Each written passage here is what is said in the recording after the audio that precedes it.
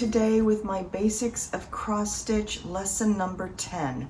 Today we are going to talk a little bit about beading on your stitching. I say a little bit because this really isn't going to take long. At least from what I have in my mind, it's not going to take long. I've told you before, it is not hard. Once you see how easy it is, you'll realize there's no reason to be intimidated. So I am going to show you a few of the tools that I believe are handy. Give you just some little tips on tricks of the trade kind of thing. But there's not much to it. There really isn't. So I'm going to flip you around and we will get started. Okay, so what you see on the work table in front of me, some of it is particular to the design I'm working on, and some of it is just in general good for beading. The design I'm going to be working on to show you is this one. It is called Sparkler Number 1 Baby Blue by Northern Expressions Needlework and Shannon Christine Designs. Yes, I am totally using this lesson as an excuse to start this project. I've had it for a little while. I bought the bead pack as long as the pattern from Northern Expressions Needlework. I will be linking all that in the description box below. As I've mentioned before, there aren't really many rules in cross stitch. A lot of things can be changed to whatever you want to make it. The one rule, of course, being that the one hard and fast rule being that always cross your X's in the same directions, right?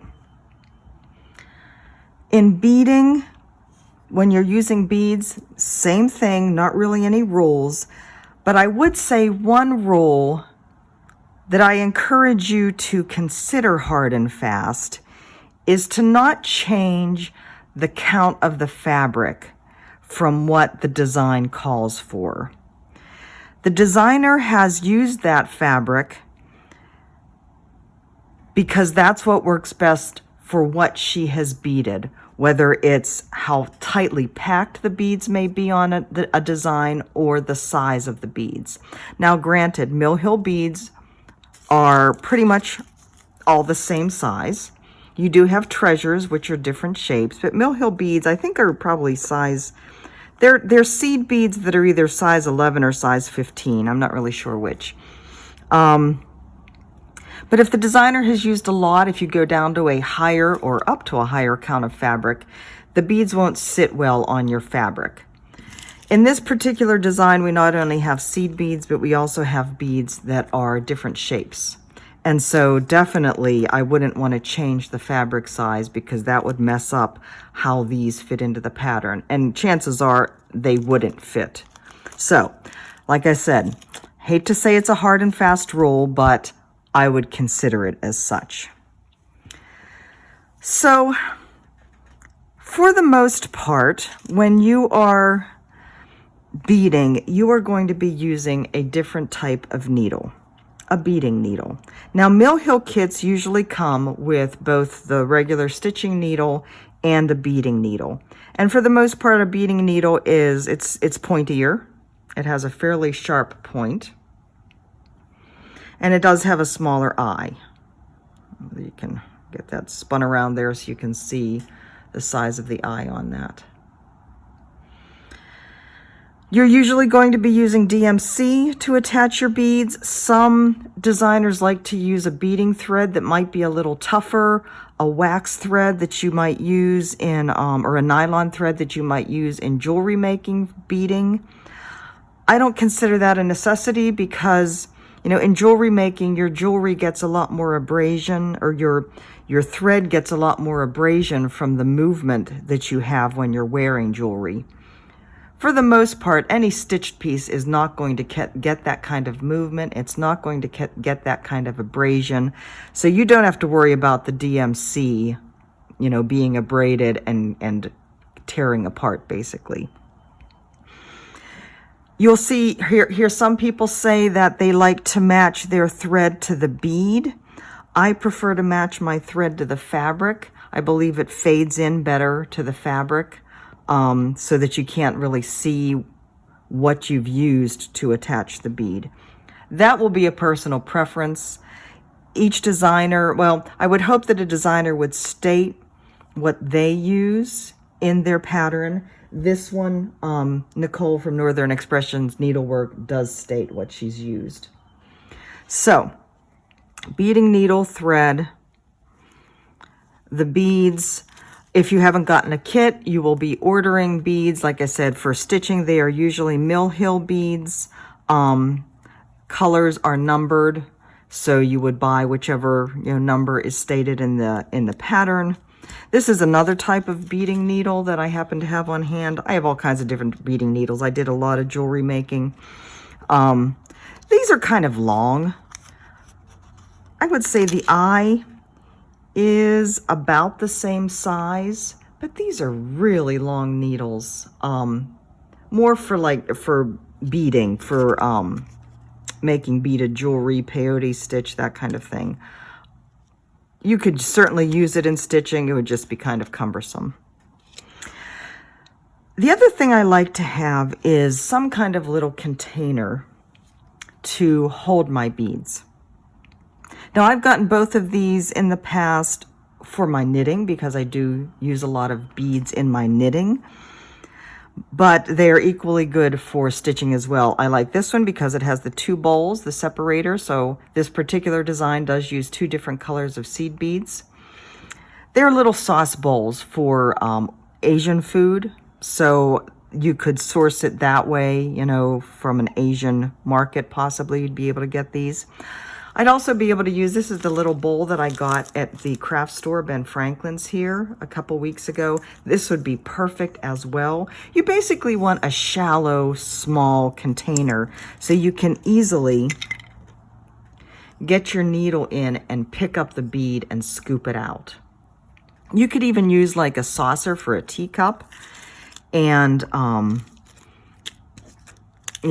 spill the beads in the center where the inside the raised area where your teacup usually sits. So I do have my beads in here.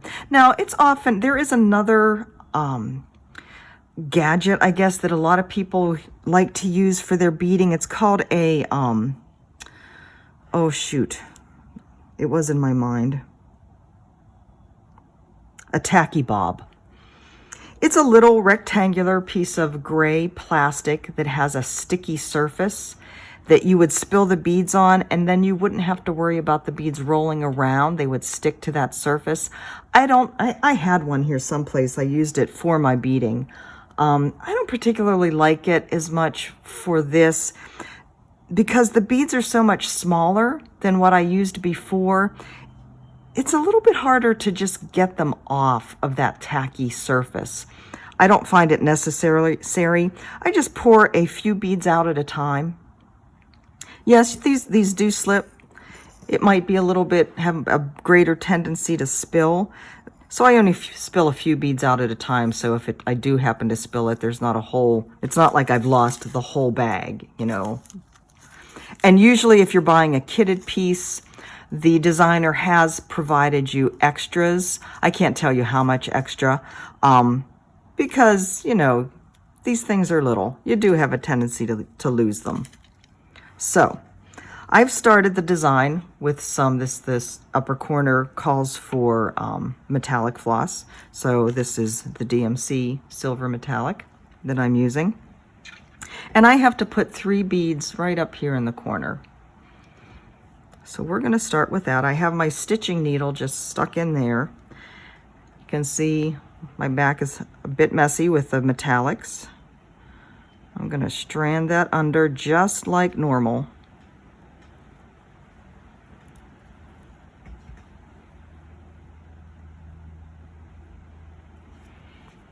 And I am using the navy blue floss that matches the fabric, so I hope you can see this okay.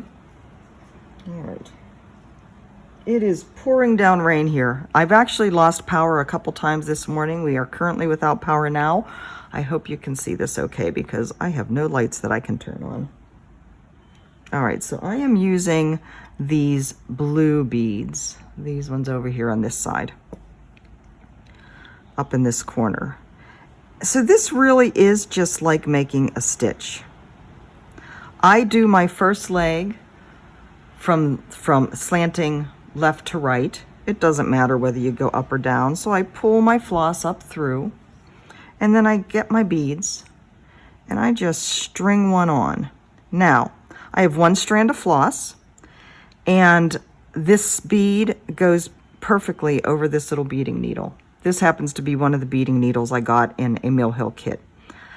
Every once in a while, you will come across a bead that does not want to slide over the eye and the two strands of floss that are there. With any beads that you get, they're not perfectly consistent. And I don't know whether you can tell, there's actually one in here that looks like it has a little bit of a burr inside, in the hole inside. The holes are not consistent. They are close. These are glass beads. They are close, but they're not always perfect. So every once in a while, you may come across a bead that does not want to slide. You could try and force it, and you may be able to get it across, but it's just easier to take that off, put that bead aside, and just get another one. And 9 times out of 10, that next one is going to slide over. So you just slide it down.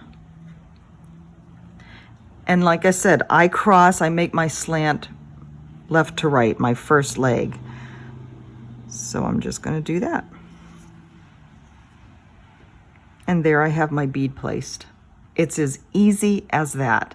Now, you can see that that is slanted like the opposite way of the way my leg is placed, because that's, you know, as it goes through the hole, the bead slants that way.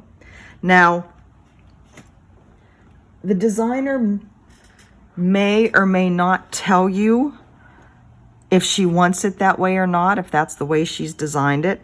Nicole actually has said that she likes to go through and complete the X with her beads, and what that does, so I'm going up the hole.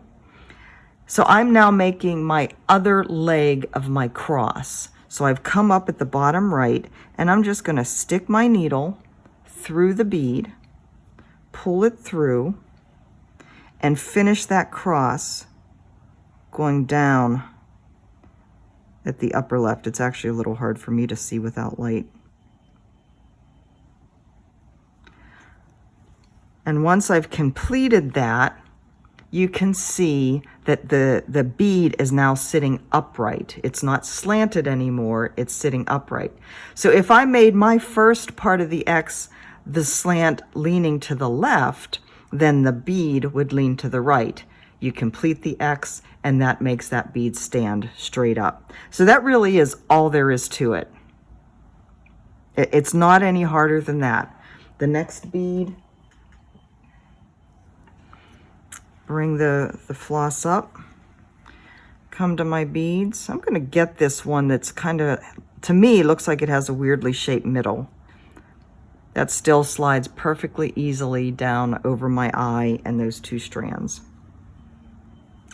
Come back to my fabric. Go down. And there you have it. Now I'm going to go do my second thing, second leg, starting in the upper left corner to make the second half of my cross. If I can find the right hole. Shoot.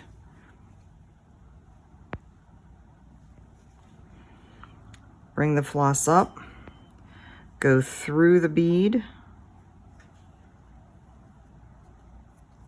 get it unhooked from the needle, and go down the correct hole at the bottom. And there's that one. Easy, easy, easy, easy. And then the next one,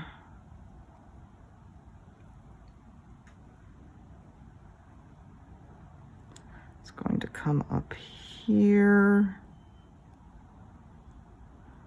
I don't know whether you can hear my ups beeping downstairs with the power out. Come up there, grab bead, slide it down,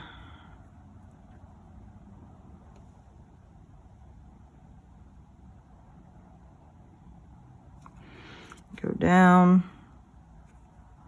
I'm actually going to go back up before I put the bead in place because I can see the holes better without the bead in the way. Go back through the bead and then down the correct hole to complete the X. Easy, right? And what that does, having gone through it twice, it does add a little bit extra security because now you have 2 strands going through your bead as well. That's really all there is to it. I have these bigger beads, like this one goes in the center. It has that hole there. I'm going to go through that several times to make sure that that's well connected. She does say in her instructions that with these different shaped ones, to make sure that you do some of the seed beads first, because that helps to have an anchor for these bigger beads. They do weigh a little more. So if you have your strand of floss already wrapped through several other beads and then several other beads after, you don't have to worry about the weight of this possibly pulling your thread out from where you might have tucked it underneath other stitches in the back. So that really is all there is to beading, to putting beads on your stitching. Then you're going to end that thread just like you do anything else. I mean, that's it. I hope that was, first of all, I hope you could see it okay. I'm sorry for it being a little dark, but I think you could see and understand what was going on there. Let me know if you have any questions. As always, yeah, I can't think of anything else I need to tell you about beading. Easy peasy. I encourage you all to try it. Add the bling. We have the metallic. We have the beads. This is going to be a fun one. Until next time, have a great day, and I will talk to you soon. Bye-bye.